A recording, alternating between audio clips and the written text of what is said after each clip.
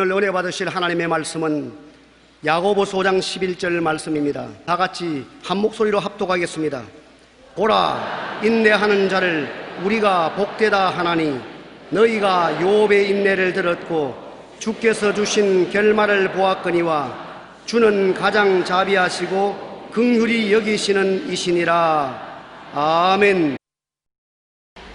오늘 저는 여러분과 함께 어찌하여 이런 고통이 다가옵니까? 이 제목으로 은혜의 말씀을 나누고자 하는 것입니다. 고난에 고난이 겹쳐올 때 그 큰 재난 중에서 우리는 이렇게 부르짖습니다. 주님, 어찌하여 이런 고통이 내게 다가옵니까? 내가 무슨 잘못을 저질렀습니까?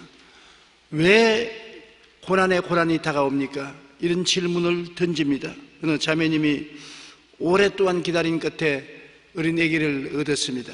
부부가 너무나 기뻐하고 행복해하고 즐거워했는데 얼마 있지 않다가 순식간에 이 아기가 병들어서 그만 천국으로 가버리고 말았던 것입니다. 너무나 큰 슬픔 중에서 산부인과의 도움을 얻어서 재차 임신을 했기 때문에 부부가 크게 위로를 받았는데 산부인과에 가서 엑스레이 검사를 해보니까 임신한 어린아이가 불구자예요. 그래서 너무나 절망에 처해서 제게 편지를 냈습니다. 목사님, 우리 부부가 무슨 죄를 지었기에 첫 아기를 하나님이 데려가시고 난 다음에 그 다음 산부인과 의사의 도움으로 어린아기를 다시 임신했는데 불구자가 되어서 자라나게 되는 게 어떻게 된 일입니까? 무슨 일로 이렇습니까? 대답을 좀 해 주십시오. 그 편지를 받고 저도 망연자실했습니다. 대답할 것이 없어요. 내 마음이 이 편지를 받고 난 다음에 망연자실했을 때 그들 당사자들의 마음의 슬픔은 얼마나 크겠습니까? 여러분, 우리가 구약 성경에 보면 하나님이 포도주와 감람유에 대한 이야기를 많이 하고 계신 것을 알 수 있습니다. 포도주와 감람유를 어떻게 만드는지 여러분 알고 계십니까? 포도주는 먼저 포도를 따서 큰 다랑이에 담아가지고서 발로 밟습니다. 발로 짓밟으면 포도알이 터져서 포도즙이 나와요. 그것을 잘 간직하면 발효해서 포도주가 되는 것입니다. 사람들이 즐겨 먹고 마시는 포도주가 되는 것입니다. 또 감람유는 감람나무에 가서 장대로서 감람나무 열매를 쳐서 떨어뜨려서 그를 주워가지고서 맷돌에 갑니다. 그렇지 않으면 도구통에 넣고 찢습니다. 그렇게 되면 기름이 나오죠. 향기로운 기름이 나오니까 그 기름을 음식 만드는데 조리요로 사용하기도 하고 향료로 사용하기도 하고 몸에 바르기도 하는 것입니다. 감람유나 포도주는 모두 다 자기를 깨뜨려서 얻을 수가 있는 것입니다. 오늘 우리의 신앙생활도 포도주나 감람유같이 향기롭고 즙이 있는 기름이 나오게 하기 위해서는 밟고 터뜨려야 되는 것입니다. 평안하고 안락한 상태 속에서는 포도주와 감람유 같은 하나님과 사람을 즐겁게 하는 향기가 생기지 않습니다. 짓밟히고 깨어지고 터지는 삶의 체험은 우리에게 큰 고통을 주지만 그만큼 우리의 삶 속에 변화를 가져오고 인격적인 향기를 나타내게 만들어주는 것입니다. 그저 평탄한 삶을 살 때는 거기에 안주하여 자기를 되돌아볼 기회가 없기 때문에 통회하고 자복하지 않습니다. 굉장히 마음이 괴통스럽고 괴롭게 되면은 왜 이런 일이 내게 다가옵니까? 내가 무슨 죄를 지었습니까? 자기를 살펴보게 되는 것입니다. 원튼 원치 않든 회개하고 자복하는 시간을 갖게 되는 것입니다. 그래서 회개하고 깨어짐으로 말미암아 자연적으로 향기로운 신앙의 인격을 만들어지는 것입니다. 고난은 종국적으로 봐서 우리에게 손해가 되는 것이 아니라 유익이 된다는 것을 우리는 체험하고 알고 있는 것입니다. 첫째로 우리가 성경 가운데 하나님이 참 훌륭하고 칭찬한 사람이 엄청난 고난을 당한 사람이 있습니다. 하나님께서 욥을 칭찬하기를 우수 땅에 욥은 온전하고 정직하여 하나님을 경외하며 악에서 떠난 자였고 동방사람 중에 가장 훌륭한 자라고 칭찬했습니다. 그런데 마귀가 와서 욥을 참수했습니다. 욥이 하나님을 잘 섬기고 하나님 앞에 은총을 얻은 것은 하나님이 너무나 축복을 해주시고 그를 보호해 주어서 우리가 해치지 못하게 하기 때문에 그렇지 않습니까? 고난 다가오면 욥도 똑같은 사람인데 하나님을 저주하고 욕할 것입니다. 그래서 하나님이 어디 시험해 보자고 마귀가 내려가서 욥을 쳤는데 욥은 하루아침에 엄청난 고난을 겪게 된 것입니다. 욥기 1장 13절로 22절에 보면 하루아침에 자녀와 재산을 잃었습니다. 하루는 욥이 자녀들이 그 마라들의 집에서 음식을 먹으며 포도주를 마실 때 사환이 욥에게 와서 아뢰되 소는 밭을 갈고 나귀는 그 곁에서 풀을 먹는데 수바 사람이 갑자기 이르러 그것을 빼앗고 칼로 종들을 죽였나이다. 나만 홀로 피하였으므로 주인께 아뢰러 왔나이다. 그 욥이 이 이야기를 듣고 깜짝 놀라서 그는 화닥닥 일어났을 것입니다.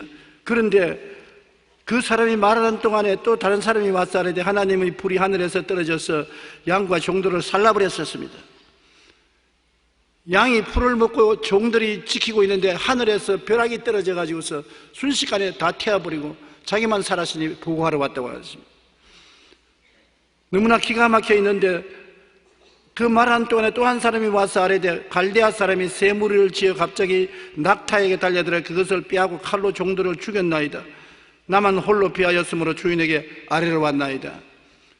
이제는 대꾸할 힘도 없었습니다. 그 말을 하는 동안에 또 한 사람이 와서 주인님 큰일 났습니다. 대성통곡을 하면서 당신네 자녀들의 형의 집에서 다 음식을 먹고 포도주를 마시고 있는데 바람이 불어서 폭풍우가 집을 침해 집이 무너져서 바싹 내려앉아서 다 죽었습니다. 나만 홀로 피했기에 부고하러 왔습니다. 그러니 욥이 당한 환난과 고통이라는 것은 일순간에 다 잃어버린 것입니다. 욥은 일어나서 머리를 밀고 옷을 찢고 땅에 엎드려 경배하여 아뢰되 하나님 내가 못해서 빈손 들고 빨가벗고 나왔으니 또 빨가벗고 돌아가는 것도 마땅한 일입니다. 주신 이도 하나님이시요 가지고 간 이도 하나님이시니 범사에 하나님께 영광을 받아 주시옵소서. 욥이 그 극한 환난과 고통 가운데서 하나님을 원망하지를 않았었습니다. 참 신기한 일이에요. 나 같으면 원망했을 건데 욥은 원망을 안 했습니다. 그는 주신 이도 야훼시요 거둔 이도 야훼라고 했었습니다. 그리고 하나님의 이름을 찬양했습니다. 이 모든 일에 욥이 범죄하지 아니하고 하나님을 향하여 원망하지 아니했습니다. 마귀가 욥의 이 일을 보고서 너무 놀랐습니다. 당연히 재산을 다 잃어버리면 하나님을 욕하고 물러갈 줄 알았는데 오히려 하나님 앞에 엎드려 감사하고 영광을 하나님께 돌린 것 보고 마귀는 어찌할 바를 몰랐습니다. 마귀는 고난당하면 하나님을 반드시 원망한다고 생각하기 때문에 사람들에게 있는 것을 빼앗고 고난당하게 하는 것입니다. 마귀가 또 하나님 앞에 섰기에 하나님이 너희의 종 욥을 보았지. 네가 참수해서 이유 없이 모든 재산 다 빼앗고 자식들 다 데리고 갔지만은 원망하지 않느냐. 그러니까 마귀가 하나님 아직 남아있어요. 몸이 건강할 때는 재산 다 잃고 자식을 잃어버려도 원망하지 않지만은 몸을 쳐서 병들게 해보십시오. 자기 몸이 아프면은 원망 안 할 사람 누가 있습니까? 그 하나님이 목숨은 손대지 마라, 몸은 쳐보라 허락을 했습니다. 마귀가 와서 욥을 쳐서 머리끝부터 발끝까지 헌대가 나게 했는데 요사이 과학자들이 말하는 동양성 문둥병이라고 합니다. 온몸이 헌대가 나서 옷을 입고 있을 수가 있었습니다. 잿더미 위에 앉아서 기와자국으로 몸을 긁고 있었습니다. 아주 비참했었습니다. 아무도 그를 위로해 줄 수 있는 처지에 있지 못합니다. 오직 그 아내만 위로할 수 있는데 마귀가 그 아내에게 들어가서 아내가 와서 욥을 보고 아주 눈에 불을 켜고 이를 갈고 덤벼듭니다.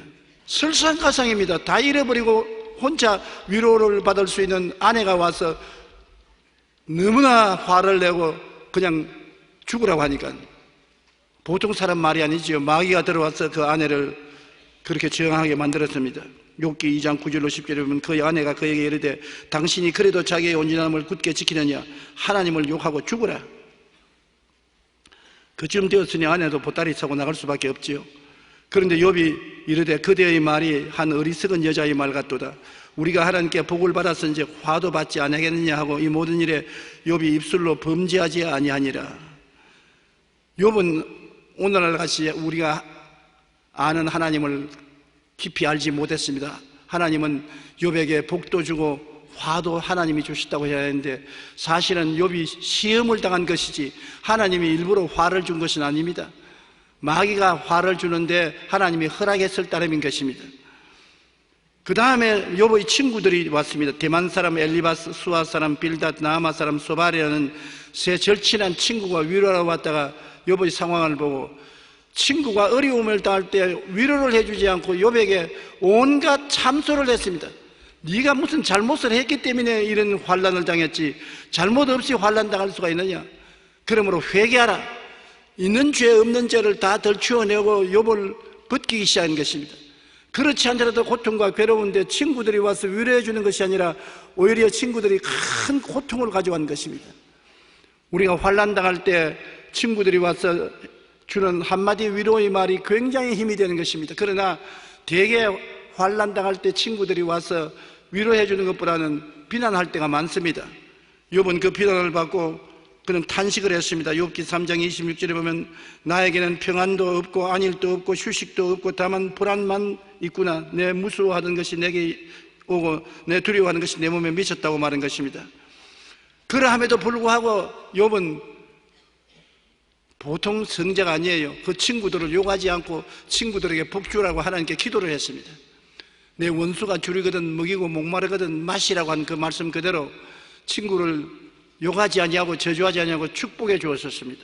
욥기 42장 10절로 11절에 욥이 그의 친구들을 위하여 기도할 때 야훼께서 욥의 곤경을 돌이키시고 야훼께서 욥에게 이전의 모든 소유보다 갑절이나 주신지라. 시험 당할 것 다 당했죠. 재산 다 잃어버리고 자식들 다 죽고 온몸 병들고 사랑하는 아내가 배반하고 떠나고 친구들로 쫓아와서 자기를 욕하는데 욥이 남은 것은 아무것도 없습니다. 그럼에도 불구하고 하나님도 원망하지 아니하고 친구들조차도 욕하지 아니하고 오히려 친구를 위해서 하나님 앞에 축복받으라고 기도를 해 주었습니다. 그러니까 하나님이 감동 안 할 수가 있습니까? 하나님이 감동하셔서 욥의 모든 고통을 순식간에 다 옮겨주신 것입니다. 예, 그의 모든 형제와 자매와 이전에 알던 이들이 다 와서 그의 집에서 그와 함께 음식을 먹고 야훼께서 그에게 내리신 모든 재앙에 관하여 그를 위하여 슬퍼하며 위로하고 각각 캐시타 하나씩과 금고리 하나씩을 주었더라.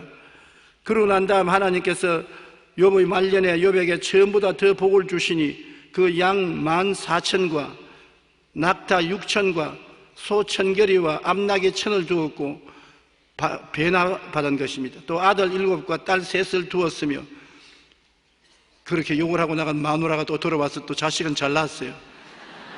아들 7과 딸 3을 두었으며 첫째 딸은 여미마라 이름하였고 둘째 딸은 구시아라 이름하였고 셋째 딸은 게렌 합북이라 이름하였으니 모든 땅에서 욥의 딸들처럼 아리따운 여자가 없었더라. 성경에 이렇게 아리따웠다고 찬탄을 하는 거 보면 굉장한 미인이었던 것 같습니다. 그들의 아버지가 그들에게 그들의 오라비들처럼 기업을 주었더라.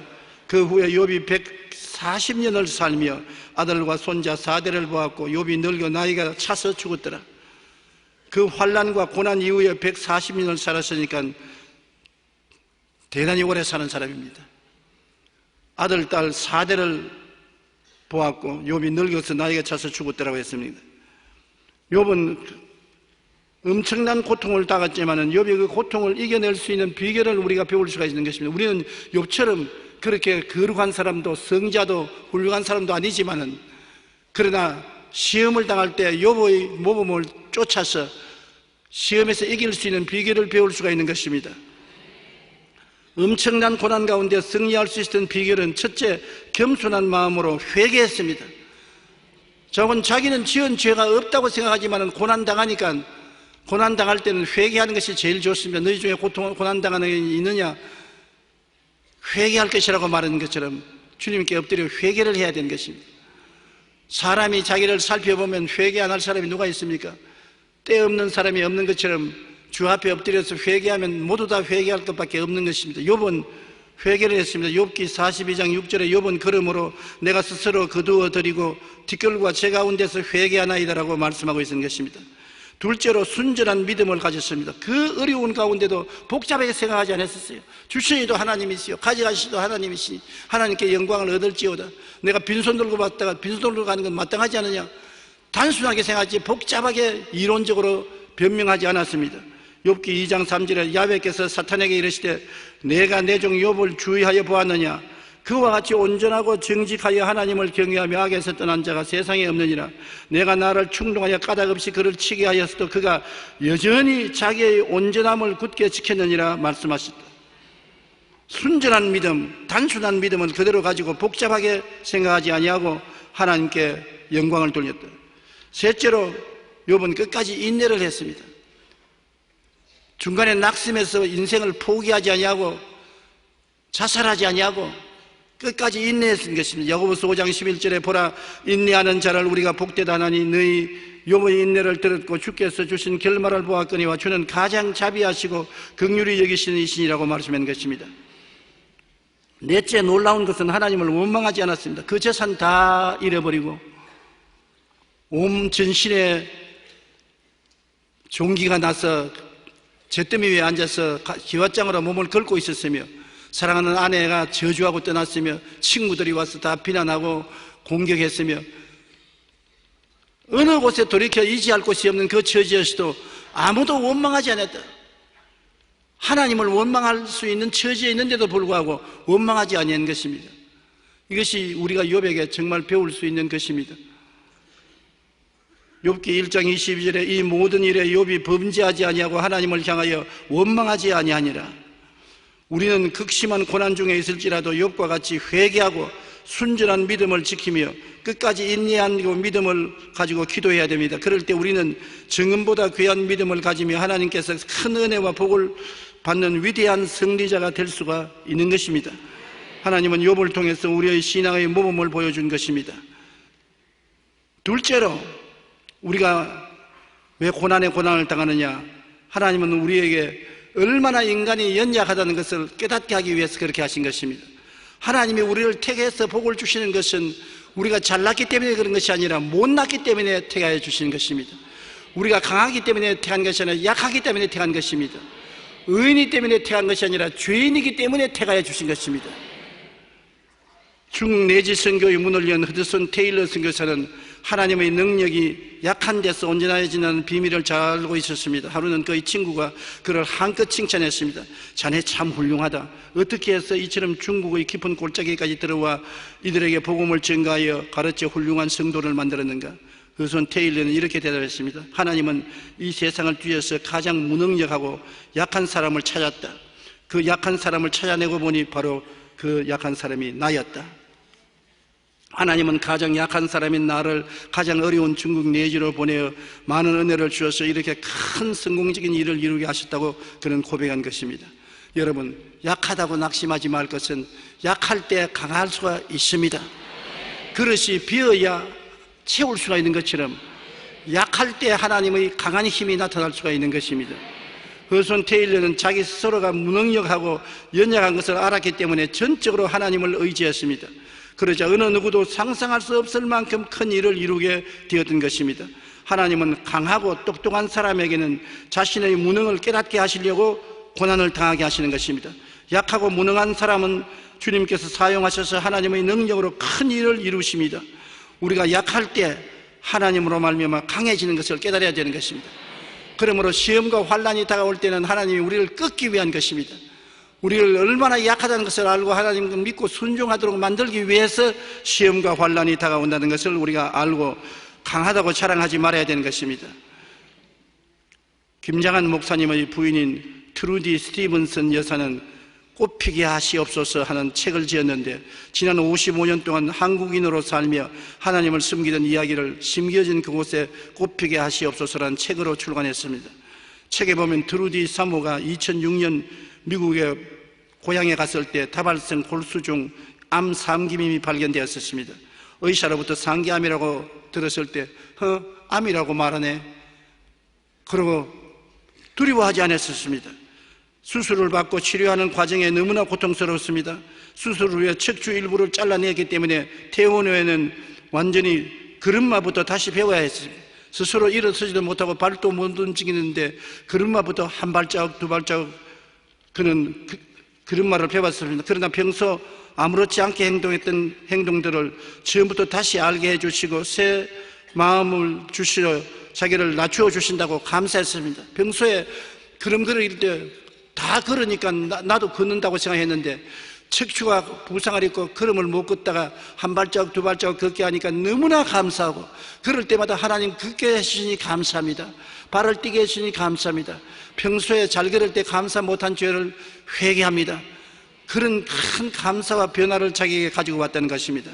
얼마 후 몸이 회복되어 산책을 하는데 성령님의 음성이 들려오더랍니다. 만약 내게 이런 고통이 없었다면 나와 이렇게 친밀하게 대화할 수 있느냐? 네가 고통을 당했기 때문에 적은 일에도 내게 감사하고 나와 대화할 수 있지 않게 됐냐? 이런 적은 일에도 감사할 마음이 들었느냐? 내가 지금보다 온유해 줄 수 있었겠느냐? 내가 아파할 때 나 역시 십자가를 지며 걸었고 내가 고통 속에서 울 때 나도 함께 너와 눈물을 흘렸다.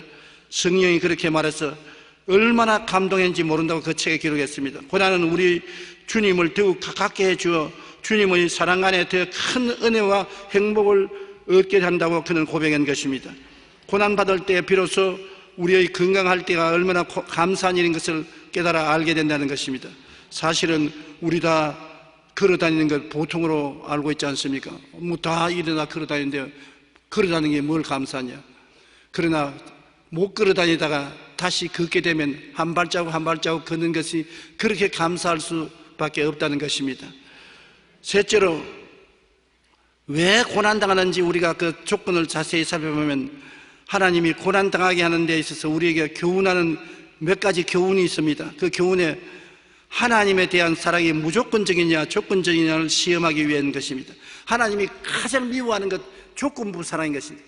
하나님 건강하게 되면 믿겠습니다. 돈을 주면 믿겠습니다. 하나님 행복해지면 믿겠습니다.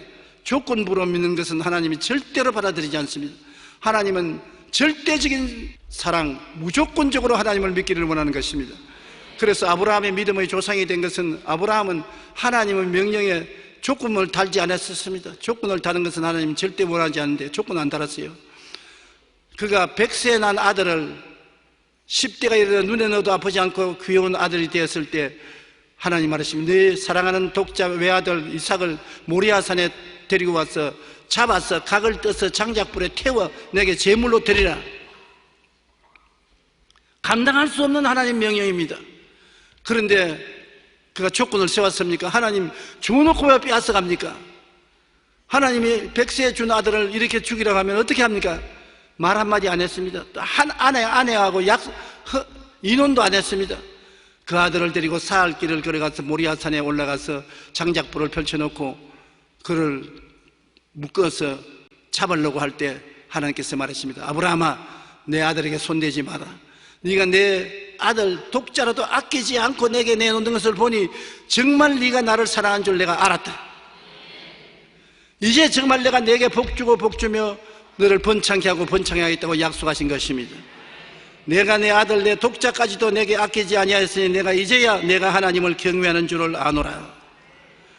하나님은 우리를 시험하실 때 고난을 통해서 우리를 다스릴 때 정말로 하나님을 사랑하느냐 조건부로 사랑하느냐를 따져보는 것입니다. 하나님은 시험 안 하는 것 같지만 고난을 통해서 시험을 해보고 우리에게 복을 주시는 것입니다. 시험에 낙제하면 또다시 합격할 때까지 시험을 계속 해보시는 것입니다. 그러므로 하나님에 대한 사랑이 무조건적이냐 조건적이냐를 시험하기 위해서 고난이 오게 하는 것입니다. 그 다음에는 하나님은 우리 개인 고집의 신발을 벗기기 위해서 고난을 당하게 하는 것입니다. 룻기에 보면 소유권을 포기할 때 신발을 벗어 던집니다. 내가 당신에게 내 모든 소유를 다 전달하며 할 때 내 신발을 벗어 던지면 소유권 포기를 말하는 것입니다. 하나님께서 모세에게 신발을 벗으라고 말했고 여호수아에게도 신발을 벗으라고 말하는 것입니다. 하나님은 여러분이 하나님께 나올 때 여러분의 인생의 소유권을 벗어서 던지라고 말하는 것입니다. 내 개인이 이것 하겠다 저것 하겠다는 선택의 자유권도 다 하나님께 던져버리고 완전히 종이 되기를 원하는 것입니다. 옛날에 주인은 신을 신어도 종은 신발을 벗고 다니는 것입니다. 종은 주인 시킨 대로 하는 것이 종 아닙니까? 절대 복종을 말하는 것입니다.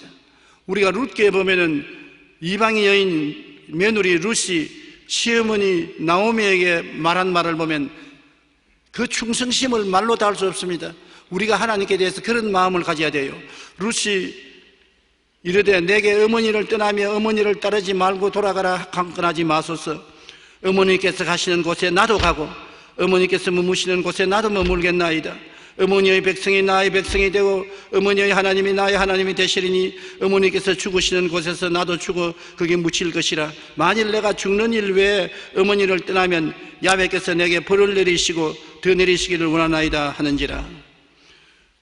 이방인 며느리 룻이 유대인 어머니 나오미를 사랑하는 그 사랑의 고백이 이 성경에 잘 표현되어 있는 것입니다.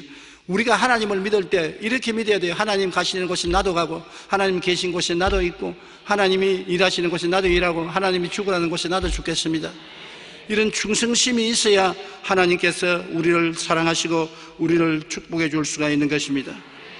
그 다음에 고난이 다가오는 것은 강인한 믿음을 얻기 위한 훈련인 것입니다. 우리가 시련을 당해야, 고난을 당해야 믿음의 근육이 생기는 것입니다. 의사들이 제가 병원에 가면 나보고 근육 운동을 자꾸 하라고 합니다. 나이 늙으면 근육에 힘이 없어지면 지압력이 없어지기 때문에 아령도 들고 역기도 들고 근육 운동을 하라고 합니다. 근육 운동을 하면은 몸에 힘이 붙어요. 제가 이번에 필리핀에서 선교사하고 악수를 하니까 선교사가 아이고 목사님 팔씨름해도 나를 이기겠네요. 왜 그러니까 웬 소나기에 힘이 그렇게 많습니까? 근육 운동을 하니까 소나기에도 힘이 생겨요. 그와 같이 여러분의 신앙의 근육에 힘이 있어야 마귀를 이길 수가 있는 것입니다. 신앙의 힘을 얻기 위해서는 시련을 겪고 고난을 통해야 신앙의 근육이 붙기 때문인 것입니다. 베드로전서 5장 9절로 10절에 너희는 믿음을 굳건하여 그를 대적하라. 이는 세상에 있는 너희 형제들도 동일한 고난을 당하는 줄을 알미라. 모든 은혜의 하나님이 곧 그리스도 안에서 너희를 부르사 자기의 영원한 영광에 들어가시니가 잠깐 고난을 당한 너희를 친히 온전하게 하시며 굳건하게 하시며 강하게 하시며 틀을 견고하게 하시리라. 고난을 통해서 하나님을 우리를 온전하게 만들고 굳건하게 만들고 강하게 만들고 틀을 견고하게 만드는 신앙의 근육이 생기게 만들어주겠다는 것입니다. 그리고 또 고난이 우리에게 다가오는 것은 우리 교만을 버리고 주님께 전적으로 의지하도록 만들기 위해서 그렇게 하시는 것입니다. 우리가 약할 때 교만을 버리고 하나님께 의지하지 않습니까? 내가 강하면 내 강함을 의지하지만 약할 때는 매달리지 않습니까? 자식들도 강한 자식들은 부모에게 매달리지 않지만 사지가 말짱하지 못하고 고난 중에 있는 자식은 부모에게 매달립니다. 부모에게 매달리지 않고는 살 수 없습니다. 우리 예수 믿는 사람도 내가 약할 때 주님께 기도하고 매달리지 내가 강하면 주님을 잊어버릴 때가 많습니다. 고린도후서 12장 9절로 10절에 바울이 말하기를 나에게 이르시기를 내 은혜가 내게 족하다 이는 내 능력이 약한 데서 온전하여 짐이라 하신지라. 그러므로 도리어 크게 기뻐함으로 나 여러 약한 것들에 대하여 자랑하리니 이는 그리스도의 능력이 내게 머물게 함이라. 그러므로 내가 그리스도를 위하여 약한 것들과 능력과 궁핍과 박해와 곤고를 기뻐하노니 이는 내가 약할 그때에 강함이라. 바울 선생은 자기 생활 속에 약한 것들, 능력을 당하고 궁핍하고 핍박을 당하고 곤고를 당하는 것을 기뻐하는 것은 그 가운데 자기가 너무 약하기 때문에 하나님 날 살려주시옵소서 하나님께 매달리고 기도하고 하나님 못자락을 붙잡고 따라갈 수밖에 없게 만들어주기 때문에 오히려 감사하다고 말한 것입니다. 약한 것이 오히려 나로 하여금 하나님께 가차이 나가고 하나님을 붙들고 하나님의 은혜에 매달리게 만들어주시니 감사하다고. 주님의 능력이 약한 데서 온전하여진다고 말하는 것입니다. 약할 그때 그리스도의 능력이 우리를 떠나지 않고 머물러 있게 되고 약할 때 강한 하나님의 능력이 와서 큰 일을 하게 되는 것입니다. 나는 요사이 빌리그람 목사님이 자서전을 읽고 있는데 지금 93살이 됐는데 파킨슨 병을 오랫동안 앓아서 일어나지도 못하고 휠체어에 앉아 있습니다. 그 고백에 나는 강한 줄 알았는데 그가 한평생 약했다는 것입니다. 그가 부흥회를 하면서 수십만 군중을 모시고 말씀을 전할 때 쓰러지지 않으려고 무수히 애를 쓰고 약해서 과연 내가 이 부흥회를 얼마나 오래 계속할 수 있을까 의심을 했다고 말했습니다.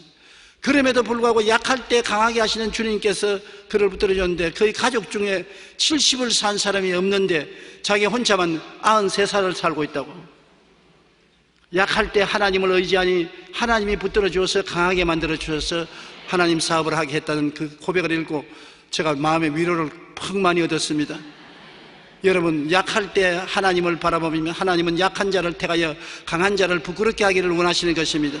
우리가 사방으로 우겨삼을 당해도 쌓이지 않게 만들어 주시고 답답한 일을 당해도 낙심하지 않게 만들어 주시고 핍박을 당해도 버림받지 않게 해주시고 거꾸로 떠임을 당해도 망하지 않게 만들어 주시는 것입니다.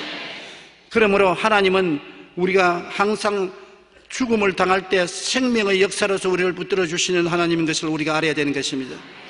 마지막으로 우리가 고통당하는 것은 불순종의 죄에 대해서 징계할 때 고통을 당하는 것입니다. 우리가 죄를 짓고 불의하고 추악하고 하나님 뜻대로 살지 못할 때 회개시키고 채찍을 드는 것입니다. 그래서 거룩하게 만들어 주시는 것입니다. 히브리서 12장 8절로 11절에 징계는 다 받는 것이거늘 너희에게 없으면 사생자요 신하들이 아니니라. 그들은 잠시 자기의 뜻대로 우리를 징계하였거니와 오직 하나님은 우리의 유익을 위하여 그의 거룩하심에 참여하게 하시느니라. 무릇 징계가 당시에는 즐거워 보이지 않고 슬퍼 보이나 후에 그로 말미암아 연단받은 자들은 의와 평강의 열매를 맺느니라. 후에 거룩하고 의롭고 평강한 사람을 되게 만들기 위해서 주님께서 징계한다는 것입니다. 요사이 학교에 학생들을 채찍질하지 못하게 함으로 교사들이 학생 가르치기가 그렇게 힘이 든다는 것입니다. 우리가 학교 다닐 때는 선생님이 교실에 들어올 때 이만한 몽둥이 하나 들고 들어왔어요. 그러니 몽둥이만 봐도 벌벌 떨리거든. 잘못하면 벌을 쓰게 되고 엉덩이에 몽둥이를 얻어맞고 해서 정신을 바짝 차렸는데 요사이는 그런 징계를 못하게 하고 오히려 학생이 선생을 때려가지고서 선생이 병원에 가서 치료받은 이런 현상이 생겼습니다. 이렇게 되면은 교육이 안 되지요. 잘못하면 채찍도 맞아야 되고 꾸중도 들어야 변화가 되는 것입니다. 훗날 돌아보면 자기를 때려주고 욕해주던 선생님이 가장 자기를 사랑하는 선생님이라는 것을 알 수 있는 것입니다. 하나님은 징계를 통하여 우리에게 의와 평강한 열매를 맺게 만들어 주시는 것입니다. 대개 고난을 당할 때 엎친 데 덮치고 설상가상이 되고 천지가 아득할 때가 많습니다. 이유를 몰론하고 고난당할 때 왜 고난당하는지 그 내용을 스스로 설명할 수가 없습니다. 그때는 오직 주님은 가장 선하신 하나님으로 결과가 반드시 선하게 될 것을 믿고 참는 것입니다. 고난당할 때 니를 깨물고 주먹을 잔뜩 쥐고 참고 결과에 가서 좋게 될 것을 감사하고 나가야 되는 것입니다. 감사하고 참고 회개하고 헌신하고 기다리는 것밖에는 다른 도리가 없는 것입니다. 고난당하면 여러분 원망하고 불평하고 탄식하지 마십시오. 그것이 마귀가 가장 좋아하는 것입니다. 고난 중에서 가장 빨리 해방될 수 있는 것은 고난 중에 감사하는 것입니다. 하나님을 찬양하고 좋은 일이 일어날 것을 믿고 기대하는 것입니다. 긍정적이고 적극적인 생각을 하고 더 좋은 일이 일어날 것을 꿈꾸고 믿고 입술로 고백하게 될 때 고난은 물러가고 여러분에게 좋은 일이 다가오게 되는 것입니다. 우리는 고난당할 때 하나님이 버리지 않았다는 증거가 되는 것입니다. 사생자를 누가 징계합니까? 친자식은 징계하지 않는 부모가 없지 않아요. 하나님이 여러분 친자식이기 때문에 징계함으로 고난이 하나님의 사랑의 손길이라는 것을 잊지 마시기 바랍니다.